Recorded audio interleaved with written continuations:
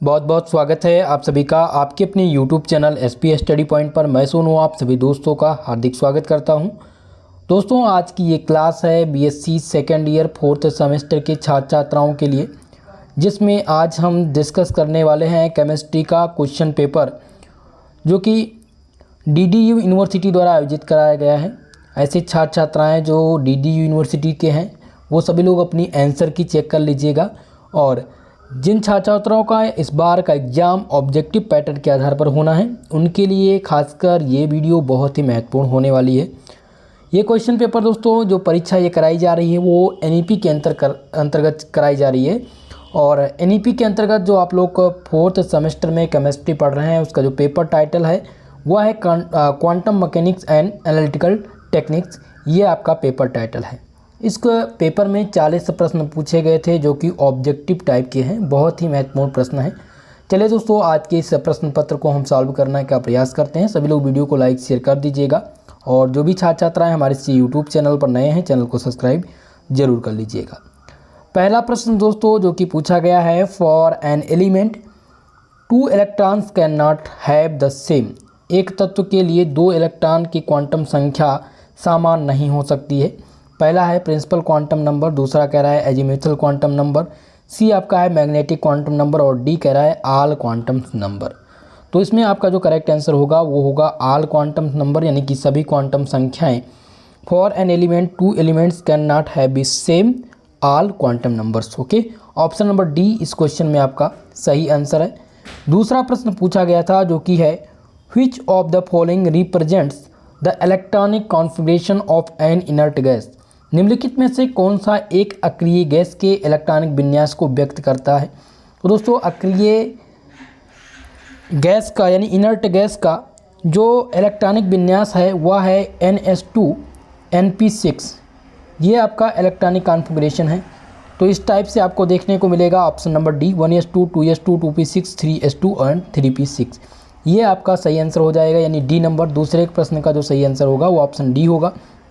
Next question पूछा गया था the magnetic quantum number is related to, यानी कि चुंबकीय क्वांटम संख्या संबंधित है, शेप से संबंधित है या साइज से या फिर ओरिएंटेशन से या फिर स्पेस से। तो चुंबकीय क्वांटम संख्या जो संबंधित है दोस्तों वो संबंधित है ओरिएंटेशन से। ऑप्शन सी इस क्वेश्चन का आपका करेक्ट आंसर होगा, सही जवाब होगा। क्वेश्चन नंबर 4 चौथा प्रश्न है the quantum number which represent the position and energy of an electron is known as। Quantum संख्या जो इलेक्ट्रॉन की स्थिति और ऊर्जा को व्यक्त करता है उसे किस रूप में जाना जाता है। तो वह मुख्य क्वांटम संख्या के रूप में जाना जाता है। ऑप्शन नंबर ए 4 नंबर प्रश्न का आपका सही आंसर है। अगला प्रश्न देखिए, क्वेश्चन नंबर 5 पांचवा प्रश्न है how many band are observed in IR spectrum of CO2 molecule. यानी कि CO2 अणु के लिए IR स्पेक्ट्रम में कितने बैंड दिखते हैं। बहुत ही कन्फ्यूजन का यह क्वेश्चन है, ठीक है, क्योंकि कुछ लोगों ने जो मोड पूछा जाता है, मोड पूछ लेता है CO2 अणु के लिए IR स्पेक्ट्रम में कितने मोड हैं। तो मोड की संख्या CO2 की 4 है, लेकिन यहाँ पर मोड नहीं पूछा गया है, यहाँ पर बैंड पूछा गया है। तो ये बात आप ध्यान रखेंगे। तो CO2 मॉलिक्यूल के लिए जो IR स्पेक्ट्रम में बैंड की संख्या है वो 2 होती है। कितनी होती है दोस्तों? 2 होती है। ऑप्शन नंबर सी यहाँ पर आपका सही आंसर है। अधिकांश छात्र छात्राओं ने ऑप्शन ए और ऑप्शन बी टिक किया है, ठीक है, लेकिन इसका जो करेक्ट आंसर होना है वो ऑप्शन नंबर सी है। नेक्स्ट क्वेश्चन देखिए, क्वेश्चन नंबर 6 जो कि आपके 5वें क्वेश्चन से ही रिलेटेड है। How many band are observed in IR spectrum of water molecule. जल अणु के IR स्पेक्ट्रम में कितने बैंड दिखते हैं। तो दोस्तों इसमें बैंड की जो संख्या हो जाएगी वो हो जाएगी 3, ठीक है। जल अणु के लिए IR स्पेक्ट्रम में जो बैंड की संख्या है वो कितनी है? 3 है। सो ऑप्शन नंबर 3 इस क्वेश्चन का, ऑप्शन नंबर बी इस क्वेश्चन का करेक्ट आंसर हो जाएगा। नेक्स्ट क्वेश्चन, क्वेश्चन नंबर 7 है हाउ माफ कीजिएगा which band has maximum B max value. निम्नलिखित में से कौन से बंद के लिए बी मैक्स का मान अधिकतम है। तो बी मैक्स का मान जो अधिकतम होगा वो डी का, ऑप्शन नंबर डी है, इसका बी मैक्स का मान अधिकतम होगा। ऑप्शन नंबर डी इस क्वेश्चन में आपका करेक्ट आंसर होगा। अगला प्रश्न देखिए, क्वेश्चन नंबर 8, आठवां प्रश्न है which of the following pairs are differentiate by IR spectroscopy, निम्नलिखित में से कौन सा युग्म IR स्पेक्ट्रोस्कोपी द्वारा पहचाना जा सकता है। ये दोस्तों पूरक प्रश्न भी बन सकता है, क्योंकि इस क्वेश्चन का कोई एग्जैक्ट आंसर नहीं मिल पा रहा है। मेरे हिसाब से भी दोस्तों इसका एग्जैक्ट आंसर नहीं मिल पा रहा है, फिर भी मैंने इसके ऑप्शन नंबर 2 को टिक किया है, क्योंकि मुझे लगता है कि शायद यही ऑप्शन सही होगा। IR स्पेक्ट्रोस्कोपी द्वारा यही पहचाना जा सकता है, तो ऑप्शन बी आपको टिक करना है। बाकी अगर आपने ए ऑप्शन टिक किया है या फिर आपने सी और आपने डी ऑप्शन, देखिए 3 ही ऑप्शन इसमें सही होंगे, या तो ए या तो बी या तो फिर आपका ऑप्शन नंबर डी। अब तीनों में से यूनिवर्सिटी क्या मानती है वो उस पर डिपेंड है।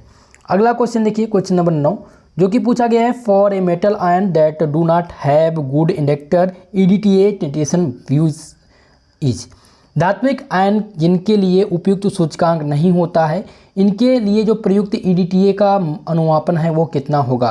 पहला है दोस्तों प्रत्यक्ष अनुमापन, अप्रत्यक्ष अनुमापन, या फिर पश्च अनुमापन, या फिर विस्थापन अनुमापन। तो इस क्वेश्चन में जो सही आंसर है आपका 9 नंबर प्रश्न का वो हो जाएगा ऑप्शन नंबर ए, प्रत्यक्ष अनुमापन यानी डायरेक्ट ट्रीटेशन आपका करेक्ट आंसर होगा 9 नंबर प्रश्न का आंसर। अगला प्रश्न देखिए, क्वेश्चन नंबर 10, जो कि पूछा गया है आइडियोमेट्री यूज़, आइडियोमेट्री का उपयोग होता है। तो आइडियोमेट्री का उपयोग किस रूप में होता है दोस्तों। पहला ऑप्शन आपका है कि iodine is highly active medium में, तो बिल्कुल नहीं होता, अत्यधिक अम्लीय माध्यम में नहीं होता आयोडीन। दूसरा है अत्यधिक क्षारीय माध्यम में, तो यह भी नहीं है। ऑप्शन सी आपका कह रहा है कि लगभग उदासीन माध्यम में आयोडीन, तो यहाँ पर आपका ऑप्शन नंबर सी ही सही होगा, क्योंकि जो आपका एसिडिक मीडियम है वो वीकली एसिडिक होता है। Iodine is nearly natural medium, यानी कि उदासीन माध्यम में रहता है और आपका एसिडिक माध्यम में भी होता है, तो इसलिए ऑप्शन सी यहाँ पर इस क्वेश्चन में करेक्ट आंसर आपका होगा। अगला प्रश्न देखिए, क्वेश्चन नंबर 11 नंबर प्रश्न है in gravimetric analysis pH is the maintained during, भारात्मक विश्लेषण में pH अनुसुरक्षित किया जाता है प्रिपरेशन ऑफ सॉल्यूशन, या फिर आपका दिया गया उछेपड़ के समय, या फिर डाइजेशन के समय, या फिर छानने के समय। तो इसमें आपका जो सही आंसर है दोस्तों वो हो जाएगा आपका ऑप्शन नंबर ए, यानी कि विलयन के बनाने के समय preparation of solution, option A यहाँ पर आपका करेक्ट आंसर है इस क्वेश्चन में। अगला क्वेश्चन देखिए, क्वेश्चन नंबर 12, जो कि पूछा गया था कि पेप्टाइजेशन अकर्स ड्यूरिंग, पेप्टाइजेशन होता है वॉशिंग, या फिर ड्राइंग, या फिल्ट्रेशन, या फिर कैलकुलेशन। तो पेप्टाइजेशन की जो क्रिया होती है दोस्तों वो फिल्ट्रेशन के दौरान होती है, ऑप्शन सी यहाँ पर आपका इस क्वेश्चन में करेक्ट आंसर है 12 नंबर प्रश्न का।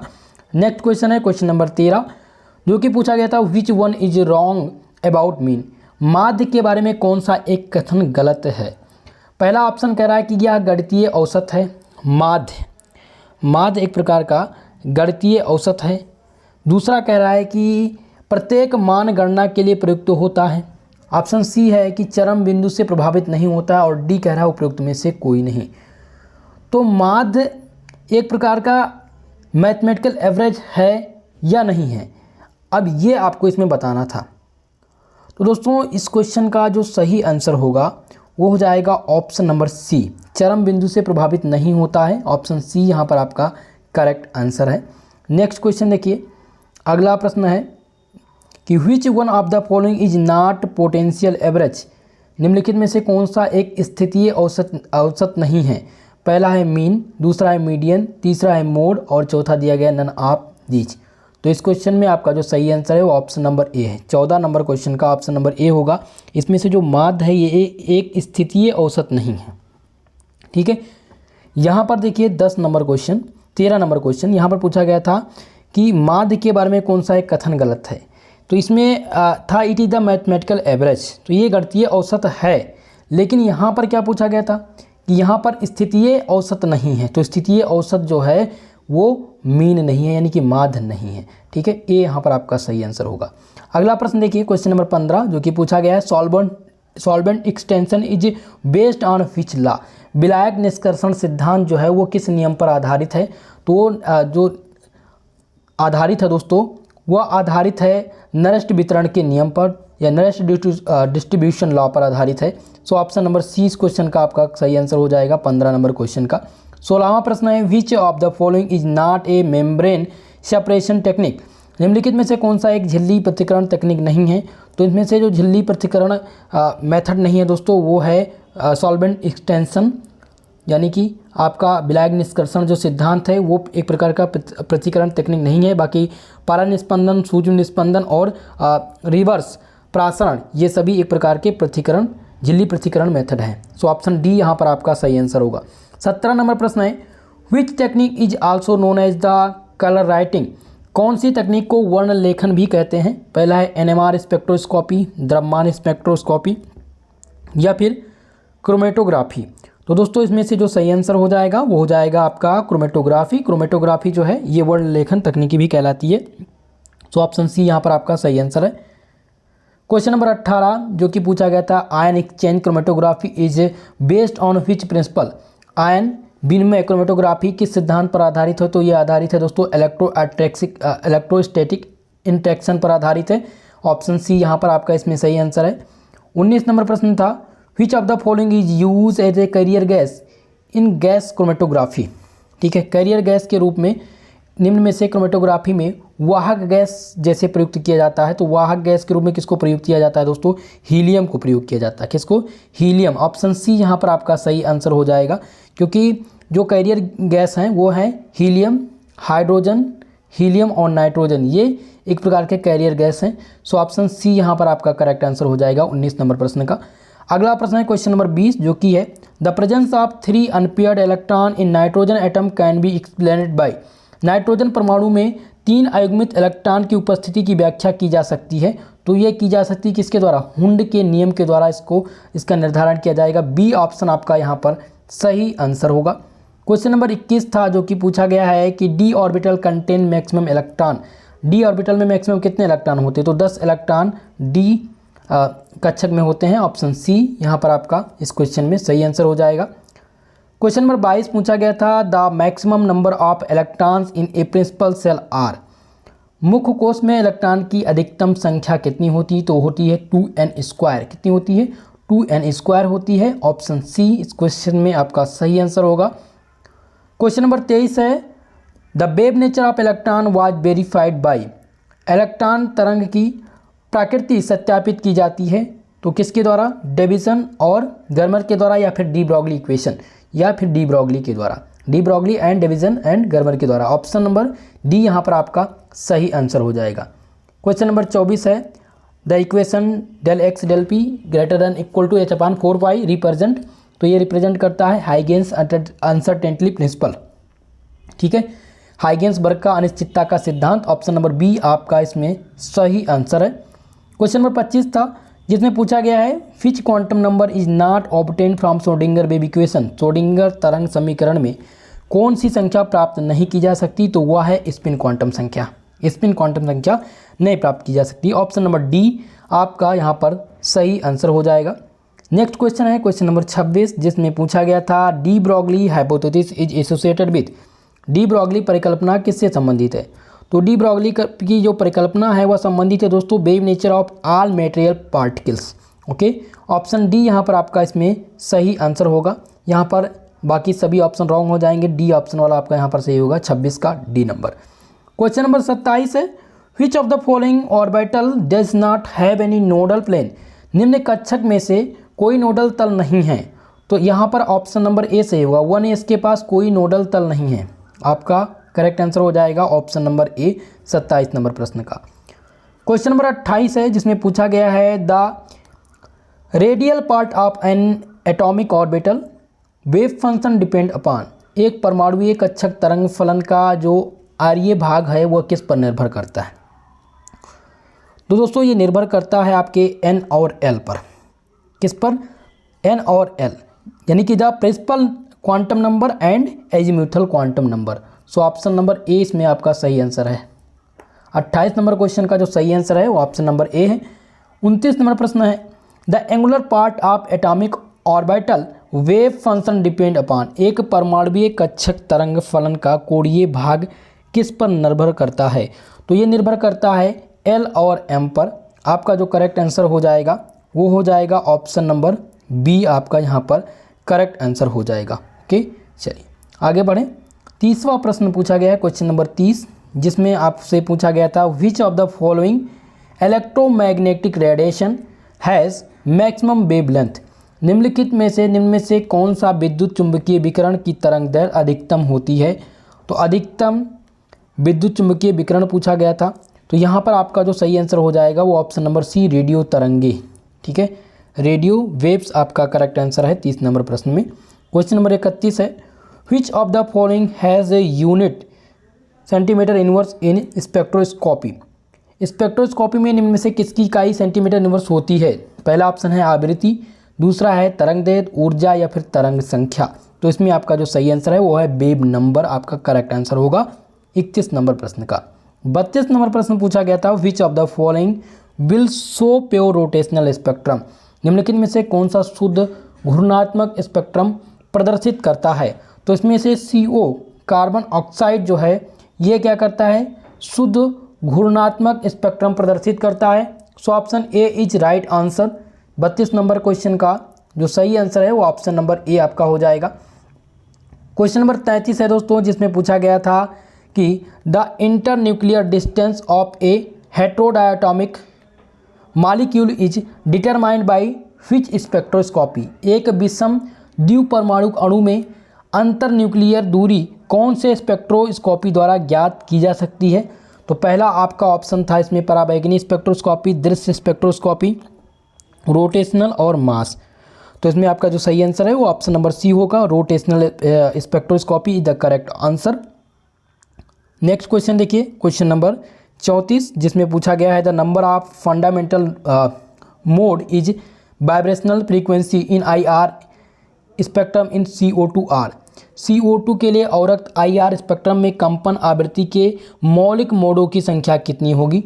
तो इसमें मौलिक मोड की जो संख्या है दोस्तों वो 4 होगी। अब यहाँ पर आपको समझ में आया होगा, जो क्वेश्चन नंबर आपसे पूछा गया था 5 और 6 वाला, क्वेश्चन नंबर 5 और 6 में पूछा गया था, जो पूछा वहाँ पर क्या पूछा गया था? वहाँ पर आपसे क्या पूछा गया था? बैंड की संख्या पूछी गई थी और मोड की संख्या नहीं पूछी गई थी। सेम क्वेश्चन यही देखिए, CO2 के अवरक्त IR स्पेक्ट्रम के कंपन आवृत्तियों के लिए मौलिक मोडों की संख्या कितनी है? तो मौलिक मोड की जो संख्या है वो 4 है। कितनी है दोस्तों? 4 है। कैसे आप कैलकुलेट करेंगे? कैलकुलेट करेंगे दोस्तों, यहाँ पर होता है 3n = 5 = 3 × 3 - 5 = कितना आ जाएगा? 4 निकल के आएगा। ओके, तो ऑप्शन नंबर डी यहाँ पर आपका इस क्वेश्चन में सही आंसर है। नेक्स्ट क्वेश्चन देखिए, क्वेश्चन नंबर 35, जो कि पूछा गया था, which of the following will not give infrared spectrum? निम्नलिखित में से कौन सा औरत स्पेक्ट्रम नहीं देता है? औरत स्पेक्ट्रम इसमें से कौन सा नहीं देता है? तो H2, जितने भी आपके होमोन्यूक्लियर जो डायटोमिक मॉलिक्यूल हैं वो औरत स्पेक्ट्रम नहीं देते हैं, like H2, N2, Cl2, O2। Okay, तो यहाँ पर ऑप्शन कौन सा है? ऑप्शन नंबर बी आपका है। ये क्या है दोस्तों? ये डायटोमिक मॉलिक्यूल है। सो ऑप्शन नंबर बी आपका यहाँ पर करेक्ट आंसर है। नेक्स्ट क्वेश्चन देखिए, क्वेश्चन नंबर 36, जो उसमें पूछा गया था, Raman line on the lowest frequency side are called, कम आवृत्ति की तरफ के रोमन रेखाओं को क्या कहा जाता है? तो रोमन रेखाओं को दोस्तों स्टोक लाइन कहा जाता है। क्या कहा जाता है? स्टोक लाइन कहा जाता है। ऑप्शन नंबर ए आपका यहाँ पर सही आंसर होगा इस क्वेश्चन में। अगला प्रश्न है क्वेश्चन नंबर 37, जिसमें पूछा गया है, which of the following vibrational mode is CO2 molecule in Raman active? CO2 अणु का कौन कंपन मोड में रमन सक्रिय है? यहाँ पर बंकन या सिमेट्रिक स्ट्रेचिंग या फिर एसिमेट्रिक स्ट्रेचिंग या फिर नन ऑफ दीज। तो इस क्वेश्चन का जो सही आंसर है दोस्तों वो ऑप्शन नंबर बी होगा, सममित तनन आपका करेक्ट आंसर है यहाँ पर। नेक्स्ट क्वेश्चन देखिए, 38 नंबर प्रश्न था, which of the following transition is allowed transition? निम्नलिखित में से कौन सा संक्रमण स्वीकृतीय संक्रमण है? तो इसमें से जो स्वीकृतीय संक्रमण है वो ऑप्शन नंबर सी आपका है। यहाँ पर सी नंबर ऑप्शन आपका करेक्ट हो जाएगा 38 नंबर प्रश्न का। 39 नंबर प्रश्न पूछा गया था, ibex is which of the following compound is maximum? इनमें से पूछा गया था यहाँ पर इबेक्स की किस का अधिक होगा? तो इसमें से दोस्तों जो एंथ्रासीन है इसका सबसे अधिक होगा। सो ऑप्शन नंबर सी यहाँ पर आपका सही आंसर है। 39 नंबर क्वेश्चन का जो सही आंसर होगा वो ऑप्शन नंबर सी होगा। 40 नंबर प्रश्न पूछा गया था, which one of the following compound has maximum lambda max? किसके पास अधिकतम लैम्डा मैक्स की वैल्यू है, तो लैम्डा मैक्स की जो वैल्यू होगी अधिकतम वो होगी ऑप्शन नंबर ए, यहाँ पर आपका करेक्ट आंसर होगा। ठीक है, ये आपका यहाँ पर करेक्ट आंसर है ए नंबर ऑप्शन। 40 नंबर क्वेश्चन का कौन सा आंसर है? ए नंबर है। चलिए तो दोस्तों कंप्लीट जितने भी क्वेश्चंस थे 40 प्रश्न थे, सभी के आंसर मैंने बता दिए। अगर आपको किसी भी क्वेश्चन पर डाउट है तो आप लोग कमेंट सेक्शन में जरूर बताइएगा। हो सकता है एक आध दो प्रश्न जो है वो पूरे प्रश्न के रूप में होते हैं जिनका आंसर आपको कंफर्म ना हो सके। बाकी अगर ऐसा कुछ है तो आप कमेंट बॉक्स में कीजिएगा, मैं उसका आंसर देने का प्रयास करूँगा। ओके, तो दोस्तों यह वीडियो पसंद आई हो प्लीज़ वीडियो को लाइक शेयर जरूर कर दीजिएगा। और जो भी छात्र छात्राएँ हमारे से यूट्यूब चैनल पर नए हैं, चैनल को प्लीज़ आपसे रिक्वेस्ट है चैनल को सब्सक्राइब जरूर कीजिएगा। बाकी दोस्तों इसी प्रकार की आंसर की, सॉल्व पेपर और थर्ड सेमेस्टर की नियमित क्लास के लिए आप हमारे चैनल से जुड़ सकते हैं। यहाँ पर आपको बिल्कुल मुफ्त में पीडीएफ दिया जाएगा, बिल्कुल फ्री में आपको नोट्स प्रोवाइड होंगे, जो कि हमारे टेलीग्राम से जुड़ जाइए। आज से ही आपको सारे सब्जेक्ट के नोट्स मिलना स्टार्ट हो जाएगा। अगर आप टेलीग्राम से जुड़ना चाहते हैं तो आप जुड़ सकते हैं, सर्च कीजिएगा SP स्टडी पॉइंट। जैसे ही आप सर्च करेंगे आपको चैनल मिल जाएगा जहाँ से आप टेलीग्राम ज्वाइन कर सकते हैं। जहाँ पर ओल्ड पीडीएफ भी हैं, वहाँ आपको सारे पीडीएफ जितने भी क्लासेस हुई हैं जिनका आप क्लास नहीं ले सके हैं उनका भी पीडीएफ आपको वहाँ पर मिल जाएगा, क्लास का लिंक भी मिल जाएगा। ठीक है, या आप डिस्क्रिप्शन बॉक्स में जा करके वहाँ से भी लिंक है, आप वहाँ से ज्वाइन कर सकते हैं। ओके, तो आज के लिए दोस्तों बस इतना ही, मिलते हैं नेक्स्ट वीडियो में, तब तक के लिए जय हिंद जय भारत।